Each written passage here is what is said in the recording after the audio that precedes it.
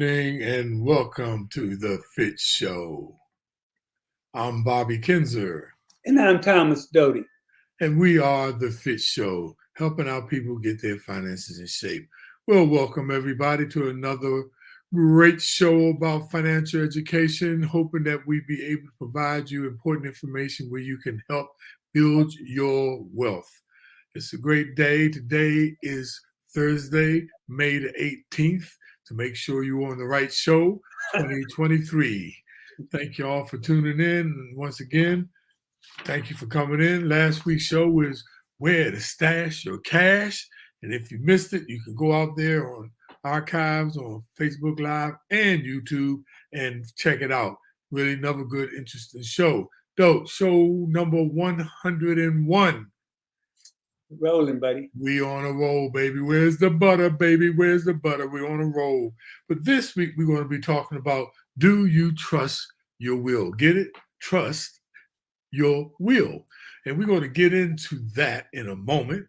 But like we always do, first, I just want to inform you to make sure you click on the like button and the heart button and put comments in the comment box, because that helps, gives us traction.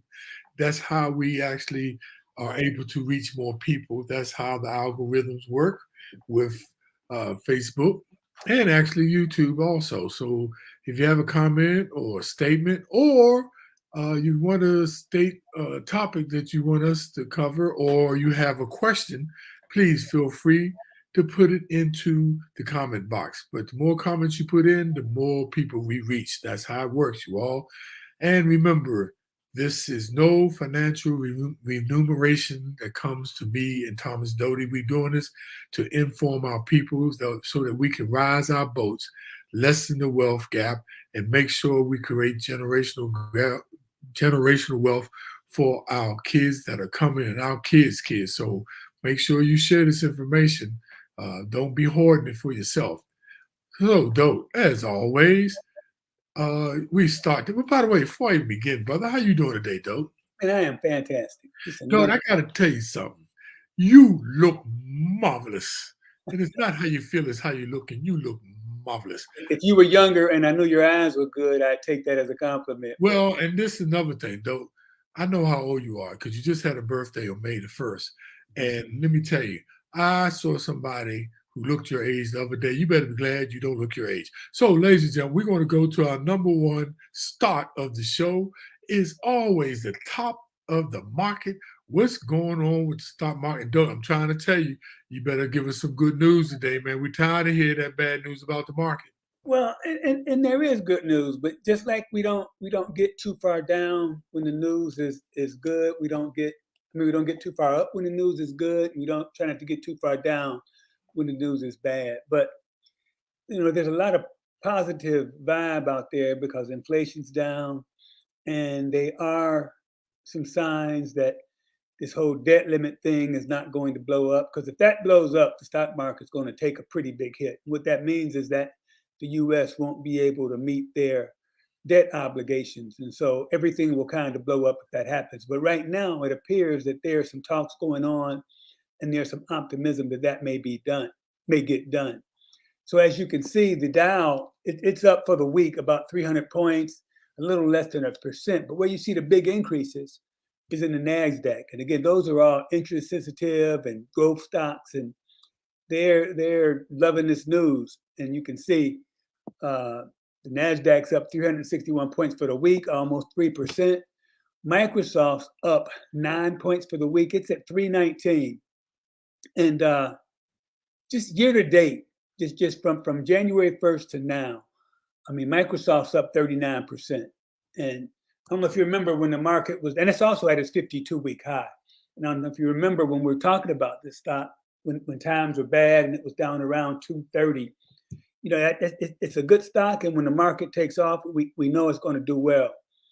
Tesla's up 5 points for the week, and it's up a whopping 57% this year. Now, it's off its 52-week high. If you go back last year, it was up a little bit over 300. So it's making some recovery, but it's doing okay.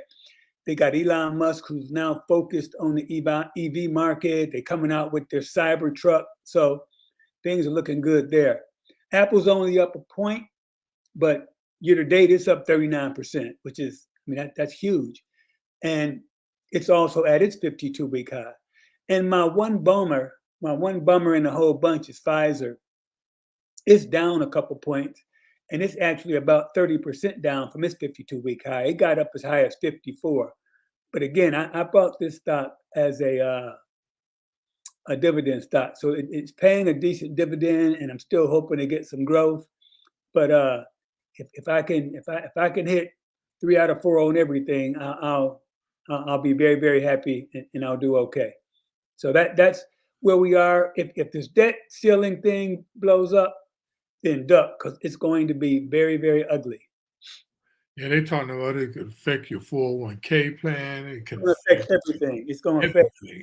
and the market. Rates, Yeah, the market will take a huge hit, and they might get to the point where they can't make Social Security payments, and it just can get real ugly. So let's hope they can come to some sort of compromise on that. Yeah, though, just for a reference point, the NASDAQ, which a lot of people have the tech stocks in there, because that's where Tesla's in on the NASDAQ too, isn't it, though? Yep. And a lot of people's stocks, I think even I know Apple's on there. Yep. A lot of people got stocks. So a lot of people, but when Obama, just when he was coming out of office, just to give you a reference point, the NASDAQ was at about 16,000. So it's, and it's been as low as 6. So it's trying to get back up there. So that's a good thing. Though I want to just I want to tell people about a little bonus stock that 2 bonus stocks that we've been tracking, and they've been pretty good, and they're in the same industries as semiconductors, and those are in all in the cars, the computers that run the cars, all in the laptops, Apple, Microsoft, the watches, and all of that. And there's 2 main ones. One is the NVIDIA. Yes, that's the one I bought. I bought that a few months back, and I bought it at 169. Uh-huh. It closed today at 316. So it's rolling. That was a lucky play by me. And this competitor, which is out of Holland, I don't know, where's NVIDIA out of, though? Do you know, is that American? I want to say, no, I'm not sure. I'll look it up right now while you talk about yours. Yeah, mine is out of Holland, which is called NXPI. Mm-hmm. And they are the ones that are mostly the semiconductor chips that are in like cars, Mercedes, Acura's. They're in a lot of cars, hearing aids, and all that. And I got in at $90 a share about maybe 6 years ago, and it got up as far as $200 this year, but it's down at 170, somewhere around $175. But I got in at $90. So just give you, not saying go get these stocks, but those are kind of things that stocks we look at that people use that are in everyday devices, and that's sort of kind of things that drive those particular stocks. Though, let's talk about the cryptocurrency market now. I mean, a lot of people are still weary about the cryptocurrency market, and they have every right to be because it's highly speculative. But I know people that made a lot of money because they got in early. But it's been dragging, and it's over. But the whole cryptocurrency market is up 11 billion. That's really not a lot. That's 1% compared to the actual whole cryptocurrency market, which is over 9,000 cryptocurrencies that are active. But I think it's like something like 40,000 total cryptocurrencies. But but it's up 11 billion. But the whole market is 1.1 trillion. The Bitcoin, which is still the number 1 cryptocurrency, it's only up $48 per Bitcoin. It's up to $26,893. That's less than 1%. Ethereum, which is smart contracts, is up $17 at $1,809, about 1%. Tether, which is a stable coin, is paid against the dollar. And there's news, the dollar has been really, going strong, and that's why cryptocurrency was really created to go against the dollar. But all of a sudden, the dollar, man, and I'm sure it's because of the news with the debt ceiling limit and the economy, the dollar has been dropping lately, and that's not good, but that might help cryptocurrency. The Dogecoin, Elon Musk and them, it's not doing anything, and Shiba Inu is just tanking, man, which is a meme coin. So that's the skinny on the stock market and cryptocurrency. So let's get Well, into. let's answer that question. NVIDIA is started out in Santa Clara, California. I thought it was a California, right? It's a U.S. company, and basically they make graphic hardware for computers, and they're big in AI. I think that's another reason why Microsoft's on a big role now, is because of the whole AI interface. And just a heads up, you need to learn about this artificial intelligence stuff, because the scammers are already plotting. So what they can do now, they can download voices from social media, and then they can create conversations using those voices.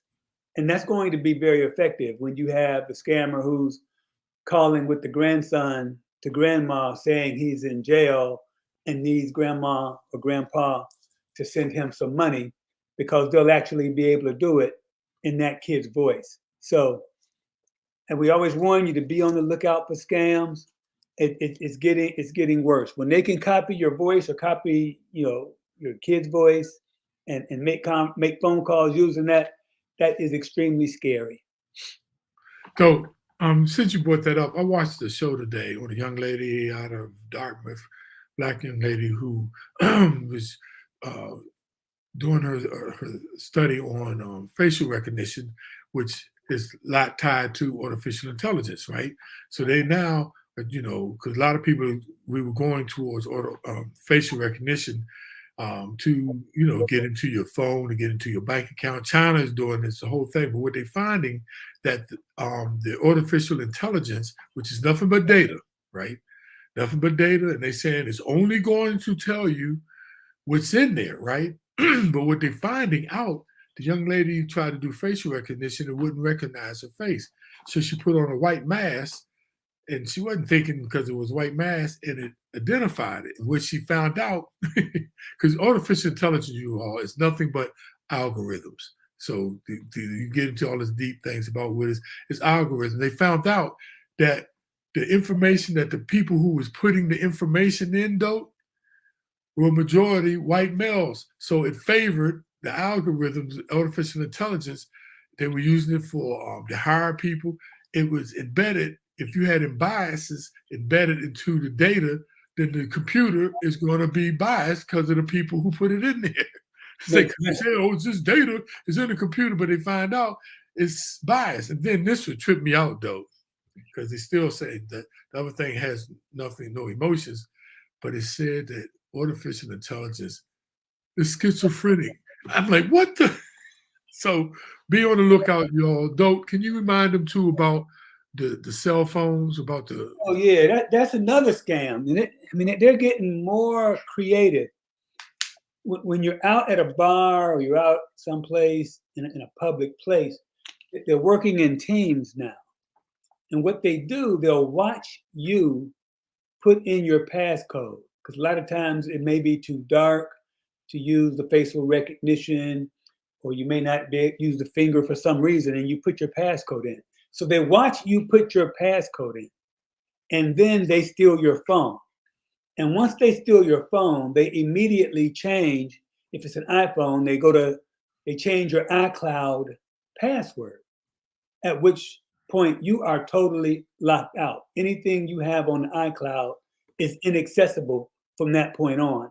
And Apple has taken the stance that they won't help you, because that's what security is about. It's about you setting up a passcode, and when you change it, it's changed to that new one, and they can't go back and get you the old one. So if you have a gazillion pictures out there and somebody changes your iCloud password, you will never see those pictures again. But more importantly, they will probably have access to your bank accounts or any apps you have on your phone that, again, either work by facial recognition or by using your screen passcode. And so once they have that, Of course, they change the passcode. They can access everything on your computer. So if you have any banking apps or investment apps or anything on your app, they can then access, and you cannot do anything about it. So if you are out, be diligent about using your passcode in public. They sell privacy screens that you can use so people can't see what you're doing on your phone. But just be cognizant about putting your passcode in a public place. And typically, if you're out, you're probably drinking, you get a little less inhibited, and you might not be as diligent about keeping track of your phone as you normally are. So just be aware of that when you go out, and maybe leave your phone at home, or just be diligent, because they are working overtime to steal your information. Yeah, ain't nobody gonna leave their phone at home, though. These people, it's like the phone is attached to them. Good, great. I'm trying to get better too, not watching that thing. But though, let's talk about, do you trust your will? Do Okay. you? Yeah, and Bob, that's really interesting, because you if you have a will of trust, first of all, congratulations, because you've planned for your finances to be handled according to your wishes. Okay. Now, unfortunately, most people don't, and so they basically have created a nightmare for their heirs, and not only a nightmare, but a legal black hole, a lot of animosity, because everybody's thinking, well, I was supposed to get this. Well, he had told me before I could have that. So you run into all those situations by not having a will or a trust. You can read in the paper about all the celebrities who died without a will, and their families are fighting years later. I mean, I think John Singleton didn't have a will. I think they're still fighting over his estate, and we're talking about considerable amount of money, and he didn't have it done. So hopefully you're smarter than that. You have a will, you have a power of attorney for your finances, you got your healthcare directives straight. But more importantly, you have to regularly update those documents and make sure your beneficiary designations haven't changed, because your heirs could still find themselves in a mess if you don't have that stuff up to date. And the tax situation, we'll cover that in a minute. And you don't want your assets to end up in the wrong hands. Yeah. So we have talked about estates before, but this one we wanted to come back with because a lot of people think that that's it, that they're done. And there's a lot more involved, especially the basic components of an estate plan, which include a will or living trust, or both, a living will, power of attorney for finances, and then you have the healthcare directive, also known as the healthcare proxy, and power of attorney designation give individual you trust the authority to manage your finances or make healthcare decisions. You can also use the power of attorney to designate an individual to manage your digital assets. We're going to talk about that because that's something we haven't ever talked about, because now we're in the age of digital assets, and that is such as your online and social media accounts. That story I was watching today, though, now you got social justice, you got social equity, now you got social intelligence. Now, some individuals use living trusts to avoid probate and designate a trustee to manage their assets after they die. But whether your asset is simple or multi-layered, you should always review it and review all of the documents every 3 to 5 years or more if you experience any major life change. So today we just want to discuss and reiterate and talk some things that you might not have thought about in your estate plan. And we're going to provide a checklist that you can use to determine whether you need to update your estate plan or possibly, hopefully, create one. Yeah, and we typically try to get information that fits the topic we want to discuss, and we usually get it from Kiplinger. But this is my own personal opinion, and it's a sore point with me. because I am convinced that the whole system, the way things work in this country, are geared to take advantage of people who don't know, to the benefit of people who do know. And by that, when it comes to wills, the cost of dying without a will and trust is crazy expensive. Even if there's anything left to be had, and I think a lot of people die not knowing that what they have will not get to their heirs because it ends up going through probate. And so, if even if you have a will, it can still go through probate. In which case, you're going to run into different costs. If you have a trust, you can avoid probate completely, and your information will be private. And so when you think about some of the costs in probate, it's going to vary by whichever state you live in. Every state has different probate costs. The size of your estate makes a difference. How complex it is makes a difference. Whether or not people contest it, that will also make it more expensive. And so you got attorneys, you got accounting fees, you got court fees, you got filing fees, certificate fees, and you might have executor fees and bond fees also. You might have to get appraisals, you might have to get valuations, and again, that varies by state. And so you can avoid it with a trust, but at a minimum, we're going to go through some of the things you should have in place just to minimize the cost going out. And the first thing we want to talk about is your beneficiary. That's the key thing. Like your retirement account, your 401ks and things like that, and insurance policies, you have to name a beneficiary. And those assets will then go directly to the beneficiary when you die. They do not go through probate. So it's only things outside of retirement accounts and insurance policies that go through probate. And beneficiary designations usually supersede instructions in your will and trust. So it's critical. They got to be right. And that's something you have to update and make sure it's changed. You might have had your kid's name on it, and now they're an adult. You might want to go to somebody else. And also, and a lot of people don't do this, make sure you have a contingent beneficiary. And what that is, you name your primary beneficiary. If for some reason that person is not around when you die, it goes to the contingent beneficiary. And most beneficiary designations I've seen have the opportunity for you to put a contingent beneficiary. And so if you don't name a beneficiary or the primary beneficiary deceases, then you don't have a beneficiary, and the proceeds will go to the estate, and that means it goes through probate. And probate can take months, it can take years, okay? And it creates headaches and costs for your heirs. And it means that the money you left ends up going to lawyers, instead of who you want it to go to. And so, again, you don't have to worry about your 401k plans and insurance plans. And a lot of times with your spouses, in some states where you have community property, it'll go right to your spouse. Like in IRAs, it typically goes to the spouse unless the spouse signs a waiver that says, okay, he can give it to somebody else. Okay, so understand why you need a will, understand why you might want a trust to avoid probate. And it's funny because like a will may cost you anywhere from $200 to $1,000, and a trust is probably going to cost you around $4,000.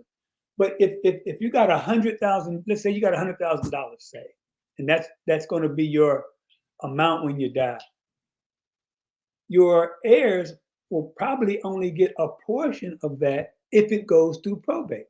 Okay, and so you can spend the money now to make it straight, and not have your heirs have to have it eaten up by legal fees just by doing a trust. But again, that's just my humble opinion.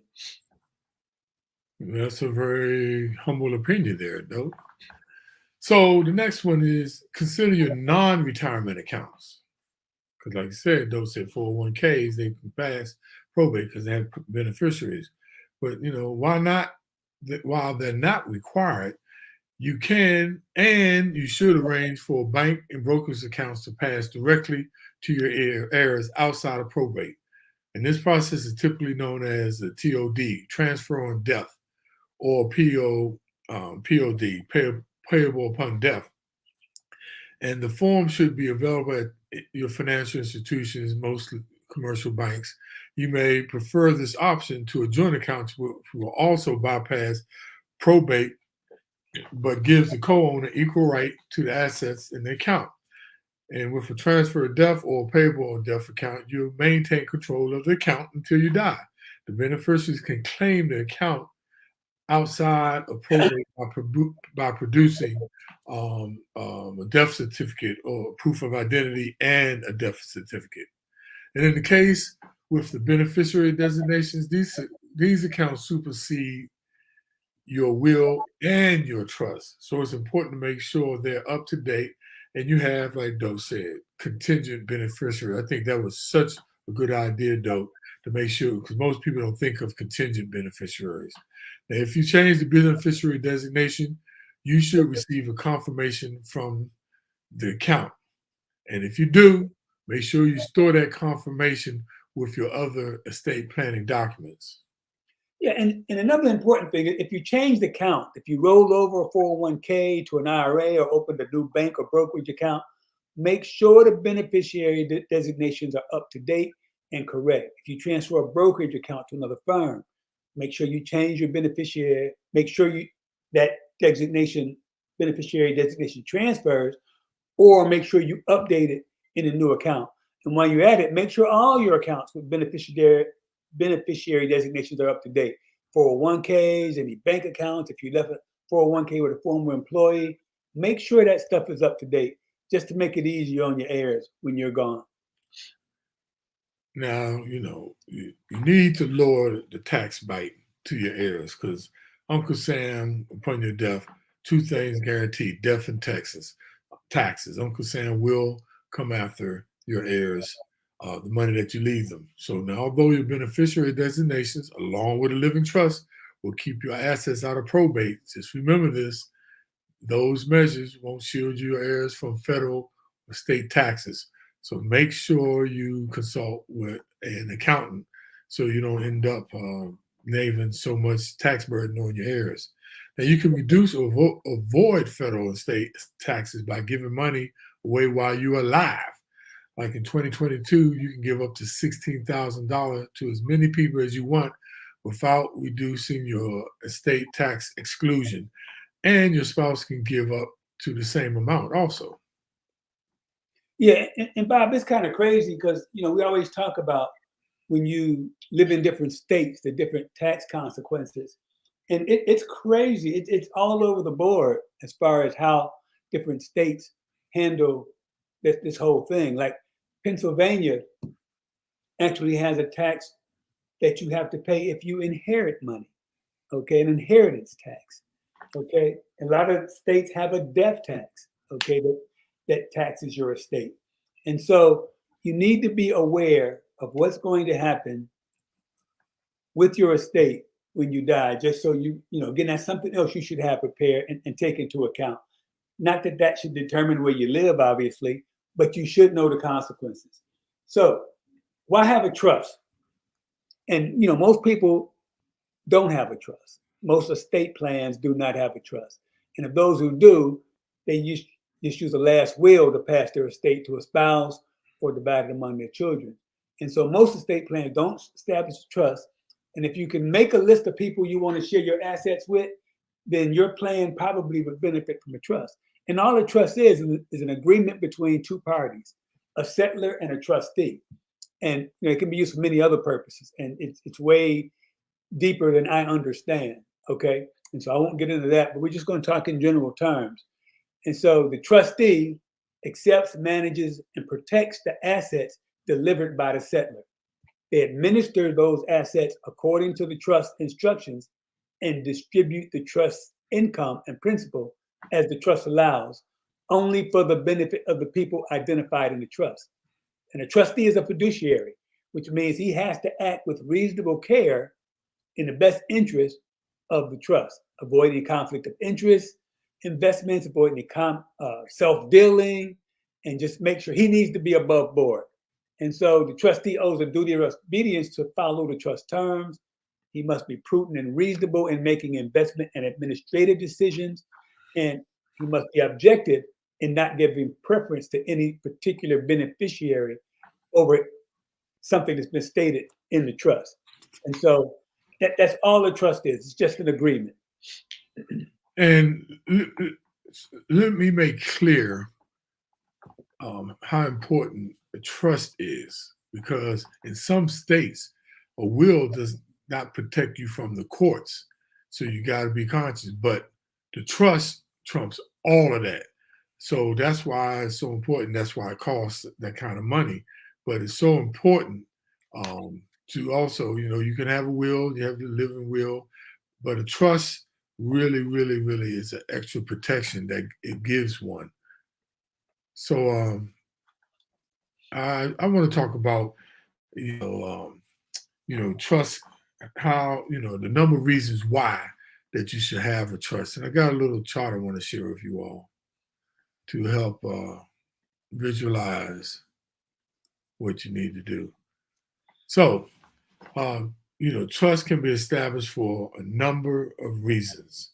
One is to manage and control spending and investments to protect beneficiaries from poor judgment and waste. Two, to avoid court-supervised probate of trust assets and be private. To protect, remember I was talking about that, protect trust assets from beneficiaries' creditors. To protect premarital assets from division between divorcing spouses. Also, to set aside funds to support the settlor when incapacitated.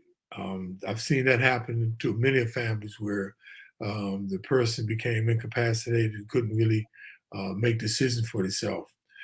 And the trust also can be established to manage unique assets that are not easily divisible, like vacation homes, even pets, recreational vehicles, mineral interests, timber, commercial real estate. Another one, to manage closely held business assets for planned business successions, for people that have businesses, to hold life insurance policies, pay premiums, and collect tax-free proceeds to care for beneficiaries. Also, fund closely held stock redemptions or purchases and provide liquidity to the estate. I mean, it's a lot, you all, but these are things that you definitely must consider. You must consider that it also provides for to provide a vehicle for charitable giving that can reduce income taxes and benefit the settlor of his or her spouse or the children. And this is interesting, though. It provides tools for Medicare and means-tested benefit eligibility for a settlor or surviving spouse or disabled child. Just two more to go. To provide structured income to surviving spouse that protect trust for the decedents if the spouse remarries. Seen that one, though, when people got remarried and didn't protect the surviving spouse. And the big one, to reduce income taxes or shelter assets from estate and transfer tax. These are all, and as you notice, there are 12 major reasons on why you may establish a trust. Yeah, and I'm actually in the process of doing this now, and so that's why this is so near and dear to me. But let's talk about structuring a trust. So you set up a trust to achieve your specific goals. It could be how you want money passed along. You could have grandchildren, and you might want to say, I want them to get X amount of dollars at X point in time, not until they're 18 to use for college, or not until they're 25. So you hope they're a little more responsible. But you set it up to meet specific goals. You have investments and economic factors. Determine whether you're going to put the money in now, which is fund the trust now, or make periodic payments over time, or just wait until you're dead. And at that point, what you have goes into the trust.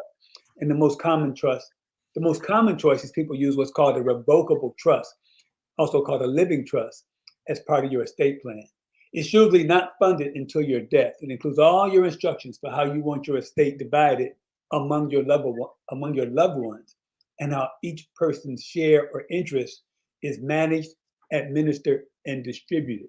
If you have minor children, it dictates who will make financial decisions for them and provide funds to cover like their education or health costs until they're adults.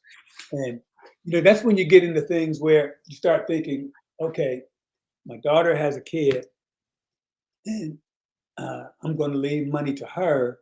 And let's say something happened to her, it goes to the spouse. Let's say something then happens to the daughter, and the spouse remarries. The spouse comes in, the new spouse comes in and says, forget those kids, we're going to spend this money. So you got all those kind of things that you have to think about. But it really is good food for thought. And it's things you should think through to make sure you have things set up as you want them to be. And so, living trusts are easy to amend because things change over time. Your children go into adulthood. You rethink your assumptions. Different things happen in your life. You have to revisit it. As Bob said earlier, you have to look over this stuff every now and then to make sure it's still accomplishing what you want to accomplish. A real irrevocable trust allows you to permanently remove assets from your taxable estate, and that cannot be changed once it's executed. And that irrevocable, that's exactly what it means. And it can be used to provide for a spouse and children from a prior relationship, and helps you ensure that your heirs manage and use funds wisely and minimize federal and state wealth transfer taxes. And what a lot of people don't know, though, the FDIC, they have trust accounts, and they insure trust accounts, and you can have a trust account for your spouse. You have a trust account for, say, you have 3 kids, so that's $250 for your wife, $250 for each kid. That's you can get up to $1 million of insurance, and those are considered revocable trusts, and they're in your name, but it's in trust for your kids, so they do not have access to that. But that's another way to use trust in your behalf in a bank. So, Doug, I want to talk about, the next thing I want to talk about, what are some of the best things to put into a trust. Now, I know this subject, you all, for some people might be um, very boring, not as sexy as some of the things that we talk about when we talk about investment and risks and compound interest. But this is so important. This is almost along the line when you start talking about funeral expenses and planning. People don't like to talk about them, but we must go through this because so many people don't have wills or trusts. And Bob, you'll get infuriated if you stop and think for a minute how many people have died. Their estates have gone through probates. Lawyers have made money from these estates, and it could have totally been avoided and passed on to heirs. I mean, so yeah, this is very important, and it's just money that you can either keep it in your family, or you can let some lawyer that you don't know help him pay his Mercedes bill. It's got to be done. It's just like every other thing we talk about. Financial planning has to become a part of what you do in your life because it's so important. And we haven't always done it. And I say we, I mean people who started with no money. But it's crucial that you do this if you want to pass on the maximum amount of money to your heirs. And Doug, my family, put together a estate plan, and I realized I got to go back and, after going through this, preparing for this lesson, I had to go through and make some adjustments because there were some life-changing events that affected, our estate plan, and we got to put some other things we need to put in a trust, but assets to put in a trust.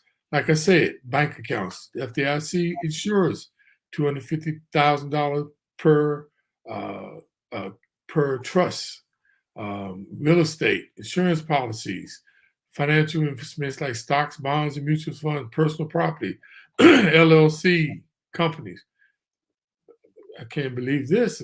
Cryptocurrency now, and any asset that may hold a financial value, that's what you can put into a trust. Okay, and you mentioned crypto, Bob. Let's get into that because digital assets are becoming much more popular and everybody has some, whether they realize it or not. And so we're going to talk about digital estate planning. And when you think about your digital life, that's all these usernames and passwords. And so when you have a digital estate plan, that will help your family deal with your accounts with minimal fuss. You don't want them to have to figure out what all your passwords are, and you have to go through the company and prove that you are the person who should be having access. It's a lot easier if you have these things already laid out. And so much of our lives are digital nowadays, and many things we hold dear, they're not physical. They're digital. They're like out in the internet somewhere. So what happens to our digital assets when we die? That's where the estate planning comes in. And so state laws, and it's called the RUFADAA, Revised Uniform Fiduciary Digital Assets Act. And Bob's going to talk about that a little bit more. It offers the executor of the estate or an attorney access to a person's online accounts after incapacitation or death. So these laws help you protect your digital assets, but you needed a digital estate plan to enable your family to access your digital assets if you pass away. And so you need to have your passwords accessible by somebody in your family and even a contingent person in case they're not there. You might have bills to pay if you don't have a power of attorney set up. You don't want people scratch. It's enough if you were well liked. It's enough that you're gone. That's enough burden on the people. You don't want to have them have to deal with the fact that you didn't have your business organized when something happens to you.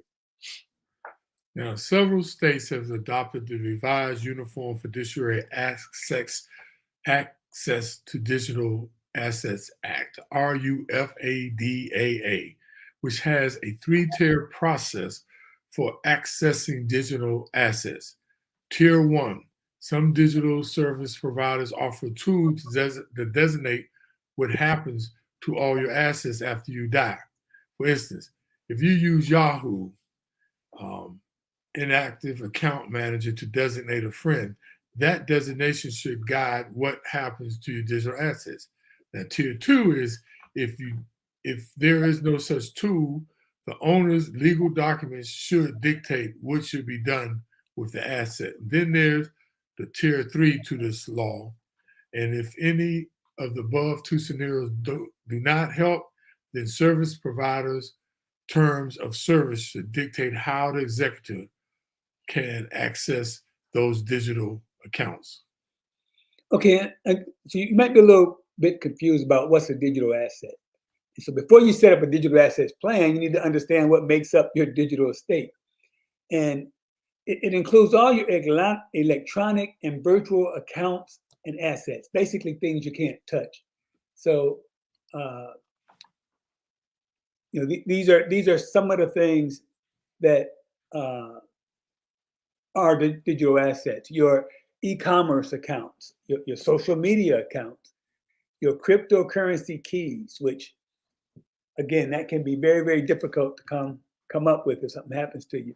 Your domain names, your loyalty programs, benefit searches, credit card perks, and any of your airline miles and hotel miles, your online banking accounts, your text, graphic, and audio files, that might be worth some money. Any photos saved in the cloud, email accounts, cell phone apps, blogs and domains, utility accounts, online store accounts, gaming accounts. All those things are digital. And the best way to look at it is those are things that you really can't touch, but they have value. So electronic bank accounts are considered digital assets, but the money in the bank is not a digital asset because it's real and you can touch it. The same is true for cryptocurrency. The access platform such as Coinbase is a digital asset, but the actual cryptocurrency, Ethereum or Bitcoin, again, is not really a digital asset. Yeah, that was really eye-opening to me though, because I never thought about, digital assets being in my estate plan. So that was very informative. So now here are some steps for creating a digital asset plan. Okay, there's 4 steps. First step is you need to take inventory. The first step is creating a digital estate plan is to take inventory of your digital assets, compiling account names, usernames, and passwords. You can store the info in a password manager. They have those out there, or simply create a document and put it in there for yourself. It is important to review and update the information whenever necessary. For me and Tiffany, my wife, we have a now safe all our passwords for all our different accounts, all our debit cards, credit cards, just all our accounts. We did ourselves. We put it all in a document and we put it in our safe. Okay. Step number 2 is decide how you want your digital assets handled. And so it's best to provide as many options for your executor as possible of how they should handle it upon your death. So you have to list the intention for every asset or account. Should your subscription account be archived or deleted? You got to be aware that some companies have their own terms and conditions when it comes to what happens when somebody dies. And so some companies don't allow you to transfer digital assets. For example, if you have airline points with American Airlines, they may not allow you to transfer those to somebody else. So make sure you understand what those terms and conditions are for each of your digital assets. Twitter and Google, they have legacy policies that are followed to the letter. Facebook allows your family members to memorialize your account so that they can post messages and view photos and quotes. Google's custodial tools allow for you to authorize someone to access your digital accounts when you pass. So if you have a blog or accounts that generate income, you got to make decisions about their continuity and who's going to manage them after you're gone. And you may need someone to make a final post to your follower. And remember, we're talking about steps in creating your digital estate plan. Step number 3, pick a digital executor. Executor. That's No wrong. pun intended, right? Executor, and no lie. Your traditional estate executor could serve as your digital executor, but it is wise to appoint different people. Most people choose a family member or a friend, and if you choose different people, ensure they can work together. When you ask the person you've chosen to be your digital executor, it is important to explain their tasks and responsibilities, ensure they understand the assignment. You can reference your digital will and name the digital executor in your traditional will. So you can put those, actually name them in your will. Okay, finally, step 4, and you probably can figure this one out. Store your digital estate plan in a safe place. Ensure that all your documents are in a safe and accessible place so that when something happens to you, they're easily found with all the instructions. Or you can store all your estate planning documents with your attorney and just have to make sure if something happens to your attorneys, what happens with your stuff.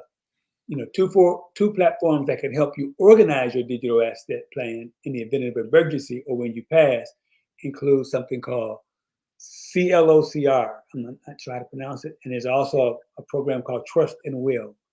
In states that doesn't have that RUFADAA, the digital estate plan is considered informal.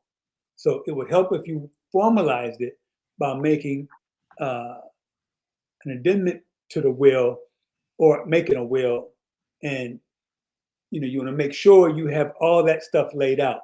And if possible, appoint a legal or financial advisor to help you with your digital property. And again, you don't want to die and have things that are of value not able to pass on to your heirs, because otherwise somebody else gets it. And Modestine said she paid $3,500 for her trust, so it gives you an idea.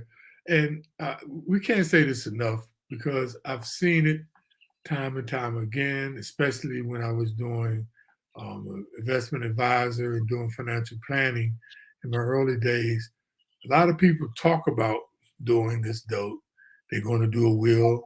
A lot of people know they need a trust, but most people that I know don't do it. And then it's usually too late and it's chaos, and some of the wrong people end up heirs to their assets. So I'm making this plea tonight to you all. Tomorrow, write it down in your notes. If you haven't, start doing. They even have wills, standard wills that you can go online and get. But just remember, if you do that, then make sure you consult with an estate planning attorney. Not every attorney does estate planning, but it's important to get attorneys that specialize in estate planning. And you can get it together by using online documents, but definitely have it reviewed and blessed and recorded and actually recorded in your states. That's another thing, though, that people need to know about. Yeah, but and it varies by state. Right. So if you move, you have to make sure you get it updated to meet what's required in that particular state. And Bob and I talked about this, and we understand it's hard to do. Nobody wants to sit and talk about when I die. Nobody enjoys that. I don't think. I haven't met anybody who enjoys that. But it's something that you need to do. You need to get it done. Again, you'd rather have everything you've worked so hard for all of your life go to someone that you choose, as opposed to going to the state or going to the government in the form of taxes. So take the time to plan your estate and make sure things get to who you want them to get to, and that it's maximized with all that you have earned. So, my motto, though, when you go, you need to know where your money goes. So let's go to, I know Doe told me don't be doing that. Okay, here we go. Doe, let's go to the wrap up, the summary and takeaways of today's Do You Trust Your Will? So I'll start it off, Doe. Maximize your heirs' inheritance. Okay, that's all we talked about. And that's a conscious thing. This is a state of mind, you all. Then you need to do it because you don't want to leave a burden on your loved ones, especially unwanted tax, burden. So, and not only just that, the tax burden that it is, you want to make sure you maximize their inheritance because you worked all your life, you worked hard for this money. And there's no sense giving it to the state, giving it to the courts. So maximize your heirs' inheritance. Number two, a trust is a valuable tool. So don't be penny wise and pound foolish by not wanting to spend money today and end up creating a mess for your heirs. That's self-explanatory. A trust avoids probate. It forces you to lay out how you want everything handled. And again, it makes sure your heirs get the maximum that they can get. Organize your digital assets. Like I said, they got apps out there that you can use to actually manage your digital assets, or like I told you what we did, just put it in pencil and paper down on a paper and put it in a safe place, though. I'm talking about all your passwords, and I mean that's going to be so important. Your passwords to your social media, your e-commerce accounts, especially if you got Cash App or you have Zelle, all those things you need to organize your digital assets and make sure they're in a safe place, and just make sure you consciously got your arms around all the things that need to be secured. And one thing we forgot to mention is make sure somebody knows everything you got. Right. Okay. Make sure somebody knows you got a bank account over here, or an I-bond over there, or you own a vacation home. They probably know that, but the little accounts they probably don't know about. So make sure somebody knows about those. And finally, consult with an estate attorney. This is such a complicated process, and it needs the expertise of somebody who knows what they're doing. And I think Bob mentioned you want to get an attorney who has estate experience, and you want to find a good one. Obviously, it's worthless if you get someone who doesn't know what they're doing. So you want to find a good estate attorney and make sure you get things set up the way you want them to go. Well, like always, we want to thank everybody who tuned in to us today on our 101st show. Our wonderful friend, Angela Grubb, said, "Thank you. This was well-needed information. The digital planning was new information that I am hearing about for the first time." That's pretty good. And Modestine, who also said this is very much needed show. Please don't delay getting your trust. So, want to give our shout out as always, Modestine, my wonderful, lovely, loving sister Nolia, and my wonderful, I don't believe my sister Linda put she put my nickname in here though. Good evening. Buckethead or something? Oh, you got jokes. It's close. Bobo. I can't believe she put that in there. But that's me. That's what my mother used to call me, Bobo. And there's a joke about that, by the way. Now, what's up now? How you doing now? Penn State's greatest, Delta Sigma Theta's finest. And Joanne Skinner. Thank you, Joanne. Modestine, once again, thank you, dear.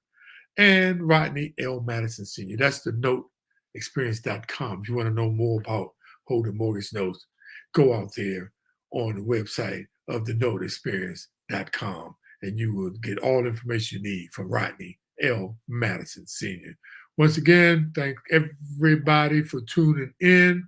Angela, thank you so much. Oh, what's up? Oh, hey, James Alexander. What's up there, bro? Once again. Oh, okay, James. What's up, James? Once again, great information. All right, James, thank you for tuning in. So look, we're here next week. Same bat channel, same bat place, 8 p.m. Next week would be the 25th. So tune in and make sure you tell your family members, your friends about our archive show. If they missed this, they can go back out and see all the shows, all 101 shows, believe it or not, on Facebook Live and YouTube. Just put in Facebook, the FITT Show. So thank you once again, you all. Dope, you were wonderful as always. You just a bundle of information, dude. So look, we see y'all next week. Take care.